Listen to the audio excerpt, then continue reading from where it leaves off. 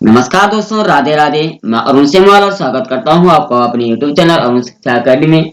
दोस्तों, आज हिंदी के इस मास सेशन में हमारा संपूर्ण 30 दिनों के लिए हमारी सीरीज चल रही है और आज हमारा जो है वो चौथा सेशन चल रहा है। इस चौथे सेशन में हम आज बात करने वाले हैं शब्द रचना, परिभाषा, भेद, उदाहरण एवं हिंदी व्याकरण। शब्द रचना के बारे में हम बात करने वाले। इससे पहले के जो सेशन थे वो हमने हिंदी व्याकरण के वर्णमाला पर आधारित प्रश्न बनाए थे और वर्णमाला पर आधारित संपूर्ण विस्तार से हमने इसको बताया था। आप प्लेलिस्ट में जाकर के उनको भी देख सकते हैं। इससे पहले चैनल पर नए हैं, प्लीज चैनल सब्सक्राइब जरूर करें। प्यारा सा कमेंट करते हुए आज के सेशन में आगे बढ़ेंगे। अपने दोस्तों के साथ शेयर करते हुए बिना स्किप करे आप इसको देखते रहिए। आगे बढ़ते हैं। आज हम शब्दों का वर्गीकरण पहले बात करते हैं। शब्दों का शब्द क्या है, यानी शब्द की परिभाषा हम पहले समझ लेते हैं।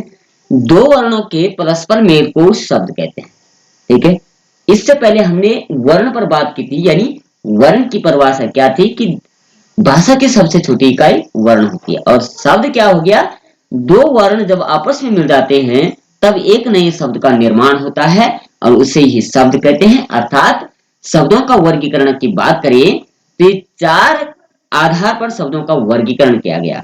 सबसे पहले स्रोत के आधार पर, दूसरा रचना के आधार पर, तीसरा अर्थ के आधार पर, चौथा प्रयोग के आधार पर। इसे हम मानवीय रूप से समझेंगे। मानवीय रूप का मतलब हो गया स्रोत के आधार पर। जिस तरीके से वंश, हमारा वंश कैसा है वो भी देखा जाता है, उसी तरीके से इसका स्रोत क्या है, यानी ये शब्द जो आया वो कहां से निकला हुआ है। दूसरा आता है रचना के आधार पर, इसका निर्माण कैसे हुआ, इसका पालन पोषण कैसे हुआ, यानी वो शब्द कैसे बनी हुई है। तीसरा जो होता है अर्थ के आधार पर, अब इसका होने का अर्थ क्या है, मैं मनुष्य हूं तो मेरा होने का अर्थ क्या है। अर्थात ये शब्द जो हम प्रयोग कर रहे हैं इसका अर्थ कैसा है। और चौथा आता है प्रयोग के आधार पर, यानी ये प्रयोग कैसा कर रहा, इसके प्रयोग करने से इस पर दूसरे पर क्या प्रभाव पड़ रहा। अर्थात चार आधार पर जो है इसके माने जाते हैं। ठीक है, अब इन चार आधारों को हम देख लेते हैं। चार आधारों को हम इस तरीके से भी पहचान सकते हैं। उत्पत्ति के आधार पर, यानी स्रोत का मतलब हम उत्पत्ति भी उसको कह सकते हैं। रचना का मतलब व्युत्पत्ति है, एक ही चीज, अलग अलग प्रकार से आपको समझाया होगा लेकिन है एक ही चीज। उत्पत्ति यानी स्रोत, व्युत्पत्ति यानी रचना, अर्थ के आधार पर, विकार के आधार पर यानी प्रयोग के आधार पर। ठीक है, सबसे पहले जान लेते हैं उत्पत्ति के आधार। उत्पत्ति के आधार पर शब्द चार प्रकार के होते हैं। ठीक है, ये संकर भी होता है, 5 प्रकार के होते हैं लेकिन विशेषता 4 ही होते हैं। कौन से होंगे उत्पत्ति के आधार पर जो 5 भेद है। स्रोत यानी तत्सम शब्द, यानी जो शब्द निकला है वो कहां से निकला है, अर्थात इसकी उत्पत्ति कहां से हुई, उत्पत्ति के आधार पर लिखा हुआ, यानी स्रोत आने का माध्यम क्या है। तो तत्सम, तत्सम का मतलब होता है जो संस्कृत ही है, संस्कृत ही हिंदी में प्रयोग हो रही है। और तद्भव का मतलब हो गया जो संस्कृत का रूपांतर हिंदी रूपांतर है। और देशज का मतलब जो किसी परिवेश के आधार पर है। और विदेशज मतलब जो पूरे देश में बोली जाने वाली शब्द होते हैं। दूसरा होता है रचना के आधार पर, यानी व्युत्पत्ति। इसकी संरचना कैसे हो रही, बनावट कैसे है। तो रूढ़ है, यौगिक है, योग रूप, 3 प्रकार के होते हैं, रूढ़, यौगिक, योग रूप। इसके बाद हम इसको विस्तृत रूप से जानने वाले, पहले शॉर्ट में देख लेते हैं। रूढ़ का मतलब होता है जो प्राचीन काल से चला आ रहा शब्द है, यानी फल को 1000 साल पहले फल ही कहते थे, आज भी उसको फल ही कहते हैं, यानी जो रूढ़वादी धारा से चला आ रहा है जिसमें कुछ बदलाव नहीं था। यौगिक का मतलब होता है दो शब्दों का जोड़ा, युगल शब्द। जैसे क्या कहेंगे, विद्यालय, विद्या धन आलय, विद्या का घर, रसोई घर, ये यौगिक शब्द हो गया, जुड़े हुए शब्द हो गए। योग रूढ़ का मतलब जो योग भी है और रूढ़ भी है। ठीक है, चौथा तीसरा आता है अर्थ के आधार पर। अब अर्थ कैसा, अर्थ के आधार पर 2 प्रकार के होते हैं, सार्थक और निरर्थक। एक तो अर्थ सार्थक होगा यानी अच्छा अर्थ होगा, एक क्या निरर्थक यानी बेकार अर्थ होगा। सार्थक में क्या होंगे, पर्यायवाची, विलोम, अनेकार्थी, एकार्थी, वाक्यांश के लिए एक शब्द, समानार्थी शब्द, श्रुति भिन्नार्थक शब्द, युद्ध। और निरर्थक क्या हो गया, खटपट, खटखट, किचकिच, चुई चपड़, वाणी, रोटी। जैसे रोटी ओटी बोलते हैं, पानी वानी, पानी तो है लेकिन पानी क्या सार्थक है, वाणी क्या है निरर्थक। तो ऐसे शब्द। ठीक है, और चौथा होता है विकार के आधार पर, यानी प्रयोग के आधार पर प्रयोग कैसा कर रहा है, व्याकरणिक कार्य विवेचन कैसा कर रहा है। विकार अविकार, विकार का मतलब कोई शब्द हमने बोले उससे विकार राग द्वेष उत्पन्न हो गया। अविकार का मतलब जो शांत भाव प्रवृत्त होता है जिससे कुछ विकार उत्पन्न नहीं होता। तो कुल मिलाकर के ये था शब्द परिचय। आइए जानते हैं इसको विस्तार रूप से। इससे पहले अगर चैनल पर नए हैं प्लीज चैनल सब्सक्राइब जरूर करें, प्यारा सा कमेंट करते हुए आगे बढ़ते हैं, इसको विस्तृत रूप से जानेंगे। सबसे पहले शब्द पर बात करते हैं। वर्णों का ऐसा समूह जिसका निश्चित अर्थ होता है उसे शब्द कहते हैं। वर्णों के मेल से बने सार्थक ध्वनि शब्द कहलाती है, यानी दो वर्णों के परस्पर मेल को शब्द कहते हैं। जैसे यहाँ पर उदाहरण दे रखा है का म ल, ये वर्ण थे, अक्षर थे, इसको हमने एक बना दिया, कमल बना दिया, ये हो गया शब्द। माँ काल मकल, ठीक है। इसी प्रकार शब्दों का, अब शब्दों के भेद जान लेते हैं। शब्दों के भेदों के निम्नलिखित आधार है। वाक्य प्रयोग के आधार पर शब्द भेद पहले ये आएगा जो हमने ऊपर बात की थी। कहने का मतलब क्या है कि है ये की चीज है तो चार ही, लेकिन यहाँ इसके नाम अलग हो गए, यहाँ इसके नाम अलग हो गए, यहाँ इसके नाम अलग हो गए। नाम अलग हो सकता है लेकिन कारण एक ही, अर्थ एक ही होगा, ठीक है। दूसरा है रचना बनावट के आधार पर।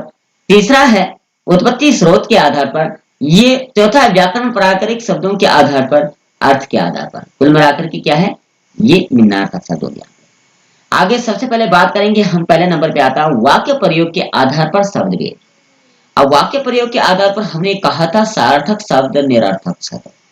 वाक्य प्रयोग तो कर रहा है, उसका प्रभाव कैसा पड़ रहा है, उसका व्यक्ति के ऊपर वो भाव ग्रहण कैसे कर पा रहा है, तो ये आगे सार्थक शब्द, यानी जिन शब्दों का कोई निश्चित अर्थ होता है उन्हें सार्थक कहा जाता है, अच्छे सब अर्थ के लिए। यानी हमने कहा नमस्कार जी, तो नमस्कार क्या सार्थक शब्द हो गया, ठीक है। अब जैसे पानी वाणी कह दिया, वाणी क्या हुआ, वो निरर्थक का शब्द हो गया। सोना वोना रोना वोना, आना आना खाना वाना, तो ये कुछ शब्द ऐसे जो निरर्थक यानी बेकार के होते हैं, ठीक है। दूसरा होता है निरर्थक शब्द, जिन शब्दों का कोई अर्थ निश्चित नहीं होता है उन्हें निरर्थक शब्द कहलाते हैं। यानी खटखट चू चू ओटी वानी आदि। खटपट चू चपट रोटी ओटी पानी वानी, पानी तो ठीक है, वानी क्या है, लोटा ओटा रोटी ओटी, तो ये निरर्थक के शब्द हो जाते हैं, बेकार के शब्द भी माने जाते हैं जिसे हम प्रयोग करते हैं। किंतु कभी कभी वाक्यों में इनका प्रयोग सार्थक शब्दों की तरह ही किया जाता है, तब वे कुछ अर्थ प्रकट करने लगते हैं, जैसे खटखट।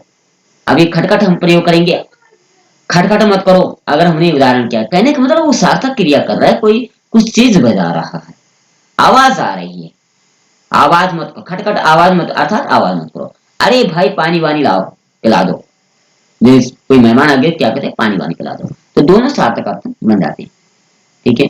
दूसरा होता है रचना या बनावट के आधार पर शब्द भेद।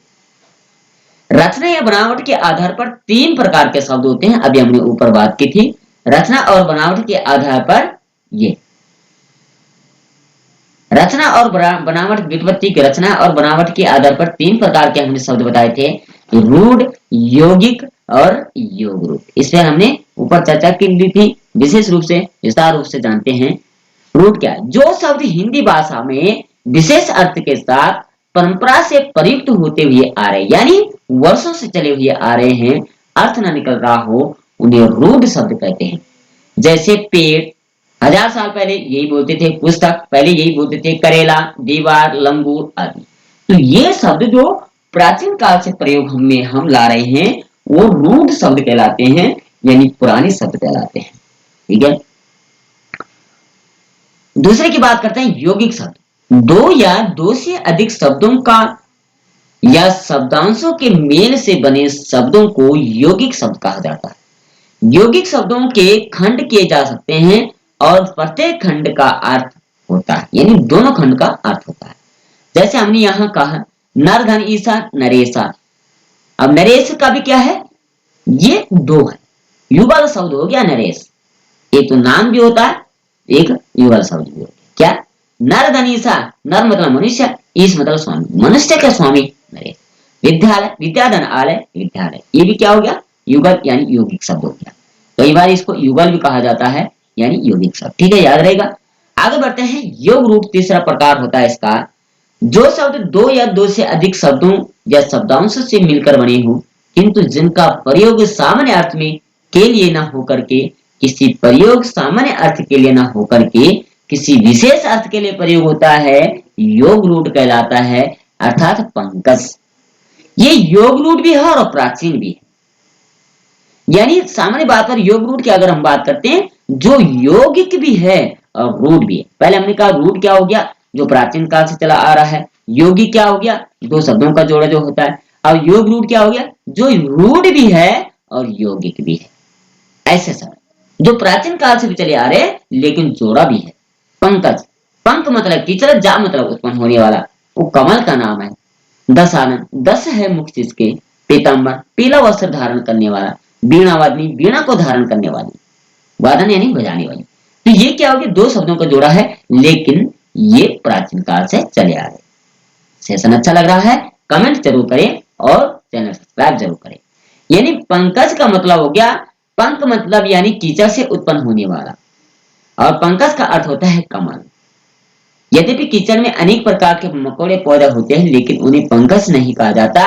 इस प्रकार से पंकज योग रूढ़ शब्द हो गया। अब बात करते हैं, तीसरे नंबर पर आता है उत्पत्ति या स्रोत के आधार पर शब्द के भेद। उत्पत्ति यानी वो उत्पन्न, उसको जो जन्म हुआ है वो पीढ़ी दर, जैसे मनुष्य का होता है पीढ़ी दर पीढ़ी होता है, इसके वंशज कैसे रहे हैं, इसके जो परंपराएं आती है, ये कैसे किस परवरिश से आ रहा है। तो हिंदी भाषा में शब्द कई स्रोत होते आते हैं, इनके आधार पर शब्द का चार प्रकार के होते हैं। अब कौन से, तत्सम, तद्भव, देशज, विदेशज। अब सबसे पहले तत्सम और तद्भव, इनको भी जानना बहुत जरूरी है, क्योंकि बार बार परीक्षा में पूछा जाता है। कुछ ऐसे शब्द होते हैं जो हिंदी के ही लगते हैं। अब जैसे पर्वत, ये तत्सम शब्द है लेकिन लग रहा है जैसे हिंदी का होगा पर्वत। हिंदी में क्या कहेंगे, पहाड़। संस्कृत के वे शब्द जो उसी रूप में हिंदी भाषा में प्रयोग में लिए जाते हैं, तत्सम शब्द। यानी संस्कृत का ही जो रूप है हिंदी में प्रयोग हो रहा है, वो तत्सम शब्द कहलाता है। अग्नि हिंदी में होता है आग, पर्वत हिंदी में पहाड़ कहते हैं, जल पानी कहते हैं, भूमि ठीक है, वानर मुख। तो ये क्या हो गया, ये क्या हो, संस्कृत के रूप हो गए, संस्कृत नाम हो गए। और हिंदी क्या हो जाएगा, तद्भव का अर्थ होता है उससे उत्पन्न, उससे किससे, यानी संस्कृत से उत्पन्न होने वाले शब्द। विगल का जो हिंदी में प्रयुक्त होते हैं उन्हें तद्भव कहते हैं। यानी अग्नि का आग आएगा, पर्वत का पहाड़ आएगा, जल का पानी आएगा, भूमि का धरती आ जाएगा, बांदर का बंदर आ जाएगा। ठीक है, तो इस प्रकार से ये तद्भव हो जाएंगे।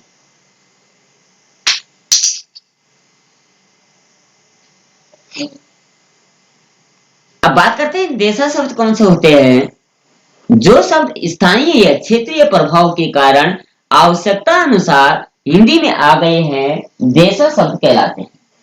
आवश्यकता अनुसार आ रहे हैं, हिंदी में आ रहे हैं। जैसे खिड़की, झुग्गी, मटका, तोंद, पेट, तोंद बाहर आ गई, पेट, खिड़की बाहर खोलो। तो कई उसको और शब्द बोलते हैं। यानी देशज शब्द का मतलब क्षेत्रीय प्रभाव के कारण, इस क्षेत्र में इसको कुछ और बोलते हैं, दूसरे क्षेत्र में कुछ और बोलते होंगे, ये बदलते रहते हैं। ठीक है, चौथे नंबर पर आएगा विदेशी शब्द, यानी विदेश या आगत शब्द भी इसको कहा जाता है। जो विदेशी भाषाओं से हिंदी में लिए गए हैं वे शब्द मूल रूप से में ही हिंदी में प्रयुक्त होते हैं। जैसे डॉक्टर मूल रूप में प्रयुक्त होते हैं, डॉक्टर क्या विदेशी शब्द है। स्कूल, पेन, ट्रेन, हवाई जहाज, ये क्या हो गए, विदेशी शब्द। समझ में आया। उत्पत्ति के आधार पर चार प्रकार के होते हैं, तत्सम, तद्भव, देशज, विदेशज। अब बात थोड़ा इसकी समरी जान लेते हैं क्या क्या होता है। हिंदी में आए हुए कुछ विदेशी शब्द है जो नीचे दिए गए हैं। अरबी, अब विदेशी शब्द कौन कौन से होंगे, अरबी, अखबार, आवाज, इम्तिहान, कागज, किताब, कुर्सी, तूफान, मरीज, मुकदमा आदि। फारसी, आचार, आचार, आदमी, आसमान, खराब, कारोबार, खुशामद, खून। Angrezi, skirt, frock, belt, tie, television, computer, robot, pencil, pen, bus, truck, teacher, school, ball. Purtgali शब्द कौन से, आया, इस्पात, कप्तान, कमरा, गमला, गोदाम, तौलिया, साबुन, बाल्टी, संतरा। तुर्की से आए हुए शब्द कौन कौन से हैं? कुर्ता, चाकू, तोप, बंदूक, बीबी, बेगम, सौगात। तो ये बहुत सारे शब्द ऐसे हैं जो विदेशी शब्द है, लेकिन हम हिंदी में इसको आधिकारिक रूप से प्रयोग करते हैं, यानी मूल रूप से इसको प्रयोग करते हैं, वो हिंदी ही कहलाती है। ठीक है, आगे चलते हैं। चौथे नंबर पर आता है हमारा व्याकरण प्रकार पर बना हुआ, व्याकरण की दृष्टि से बना हुआ। ठीक है, ये ऊपर नहीं था, लेकिन हमने इसको समझने के लिए लाया। यहाँ से 4 ही प्रकार थे। ठीक है, एक व्याकरण का प्रकार भी हमने यहाँ लाया है, ताकि आपकी समझ में जो है शब्द प्रकरण जो है वो विशेष रूप से आपके दिमाग में आ जाए। व्याकरण के अनुसार, व्याकरण प्रकार के अनुसार शब्द के 2 प्रकार होते हैं। विकारी शब्द, वो शब्द जो लिंग, वचन, कारक, काल आदि की दृष्टि से बदले जाते हैं, उन्हें विकारी शब्द कहते हैं। विकारी शब्द 4 प्रकार के होते हैं। संज्ञा, सर्वनाम, विशेषण और क्रिया। इनके संज्ञा, सर्वनाम, विशेषण और क्रिया, इनके रूप परिवर्तित हो जाते हैं। जैसे संज्ञा में क्या है? नदी, नदियां, नदियों, पहाड़, पहाड़ी, पहाड़ियां, बदल जाते हैं रूप। सर्वनाम में मैं, मेरा, हम, हमारा, जिसने, जिन्होंने। विशेषण में छोटा, छोटे, छोटी, हरा, हरी, हरे। क्रिया में गया, गई, गए, नहाता, नहाती, नहाते। ये बदल जाता है। आगे आता है नंबर खा पे अविकारी शब्द। जो शब्द लिंग, वचन, कारक और काल आदि की दृष्टि से नहीं बदलते, उन्हें अविकारी शब्द कहा जाता है। अविकारी शब्द भी 4 प्रकार के होते हैं। क्रिया विशेषण के आधार पर, संबोधन के आधार पर, समुच्चय बोधक के आधार पर, विस्मयादि बोधक के आधार पर। इसके रूप कभी परिवर्तित नहीं होते हैं। अर्थात मैं माता पिता की सेवा आजीवन करूंगा, हम माता पिता की सेवा आजीवन करेंगे, भाव एक ही है।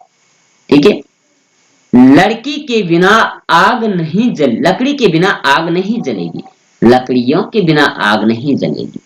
समुच्चय बोधक में क्या आ जाएगा? अनुपमा और मंदाकिनी के ने कपड़े खरीदे, श्रवण और अशोक ने कविता पढ़ी। इसमें आदि बोलते, अरे सजला आ गई है, अरे योगेश आ गया। इन वाक्यों में आए आजीवन के बिना और अरे अविकारी शब्द, इनके रूप लिंग, वचन, कारक आदि की दृष्टि से नहीं बदलते। ठीक है, 5वें नंबर पर हमने दिया है अर्थ के आधार पर शब्द। अर्थ के आधार पर पर्यायवाची विलोम शब्द 6 प्रकार के बताए हैं। पर्यायवाची शब्द जिन शब्दों के अर्थ एक जैसे नहीं हो, एक जैसे होते हैं, पर्यायवाची शब्द के, यानी शब्द अलग अलग है, अर्थ एक ही है, वो पर्यायवाची शब्द कहलाता है। पानी, पानी को नीर भी कहा जाता है, जल भी कहा जाता है, वारी भी कहा जाता है, अर्थ एक ही है, लेकिन रूप अलग अलग होते हैं। कमल, कमल को नीरज भी कहते हैं, जलज भी कहते हैं, वारिज भी कहते हैं। बादल नीरज भी कहते हैं, जलज भी कहते हैं, वारिज भी कहते हैं, अर्थ एक ही है। ऐसे शब्द क्या होते हैं? पर्यायवाची। चलो दूसरा जान लेते हैं विलोम शब्द। जो शब्द एक दूसरे से विपरीत अर्थ, यानी उल्टा अर्थ जो होता है, विलोम शब्द कहलाता है। उन्नति, अवनति। उन्नति मतलब ऊपर की ओर जाना, अवनति मतलब नीचे की ओर आना। उपकार, अपकार, सुलभ, दुर्लभ, निंदा, प्रशंसा, स्तुति, कृतज्ञ, कृतज्ञ, हर्ष, विषाद। ये जरूर पढ़ लेना, कृतज्ञ, कृतज्ञ, ये लिखने के लिए आता है बार बार। तीसरा होता है अनेकार्थी शब्द। जिन शब्दों के एक से अधिक अर्थ होते हैं, अनेकार्थी शब्द कहलाते हैं। कहने का मतलब हमने यहाँ क्या कहा? पर्यायवाची में कहा कि अर्थ एक हो, शब्द अनेक प्रकार के हो। यहाँ क्या कह रहे हैं? अनेकार्थी शब्द में हम क्या करें? शब्द एक हो, अर्थ अनेक हो। जैसे पूर्व, एक दिशा भी है, और पूर्व मतलब पहले भी कहते हैं। घट, घड़ा भी कहते हैं, शरीर भी कहते हैं। काल, मृत्यु को भी कहते हैं, समय को भी कहते हैं। कर, हाथ को भी कहते हैं, किरण को भी कहते हैं, टैक्स को भी कहते हैं। तीर, किनारा को भी कहते हैं, बाण को भी कहते हैं। कुल, वंश को भी कहते हैं, और शब्द को भी कहते हैं। ठीक है, यानी हिंदी व्याकरण पढ़ना टफ नहीं है, इसको समझना बहुत आसान है अगर ध्यान से इसको पढ़ लिया। आगे आता है वाक्यांश के स्थान पर एक शब्द। अनेक शब्दों के स्थान पर आने वाले शब्द को वाक्यांश शब्द भी कहा जाता है। जैसे उपकार को मानने वाले, यानी शॉर्ट करना, उसको संक्षिप्त रूप में बताना, बड़े शब्दों को एक शब्द में बताना। उपकार को मानने वाला, इतना बड़ा न कह करके कृतज्ञ उसको कहेंगे। उपकार को न मानने वाला कृतज्ञ कहेंगे। जो सरलता से प्राप्त होता है, सुलभ कहेंगे। आखिरी इसके पहले हम जान लेते हैं एकार्थी शब्द। एकार्थी मतलब एक ही अर्थ वाला। पीड़ा का मतलब दर्द होता है, ग्रह का मतलब घर होता है। ग्रह जो ये ग्रह की बात आप दूसरे समझ रहे होंगे, वो गा पे रा लगता है, ठीक है, ग्रह होता है। ये ग्रह है और वो ग्रह होता है। शब्द अलग अलग है, जिस तरीके से पढ़ोगे अर्थ वैसे ही निकलेगा। नृत्य, नाच, सूर्य, सूरज। लास्ट में आता, लास्ट सेशन हमारा इसका होगा समानार्थी, समानावासी शब्द। समानावासी एक समानार्थी। कुछ शब्द ऐसे होते हैं जिनकी वर्तनी में भिन्नता होते हुए भी उच्चारण में उतना कम अंतर होता है कि वे समान सुनाई देते हैं, परंतु उनके अर्थ सर्वथा भिन्न होते हैं। ऐसे शब्दों को समानाभाषी शब्द युग्म कहा जाता है। एक अर्थ वाले। अन्न, अनाज, कुल, वंश, सब, अन्य, दूसरा, कुल, किनारा। तो कुल मिलाकर के आज हमने ये शब्द प्रकरण पर आपने हमने आज विस्तृत वर्णना की थी। आशा करते हैं ये सेशन आपको बहुत अच्छा लगा होगा। अच्छा लगा होगा अपने दोस्तों के साथ शेयर करते हुए, और कमेंट अवश्य करें प्यारा सा, और सब्सक्राइब करते हुए। कल फिर मिलते हैं, तब तक के लिए जय श्री कृष्णा, राधे राधे।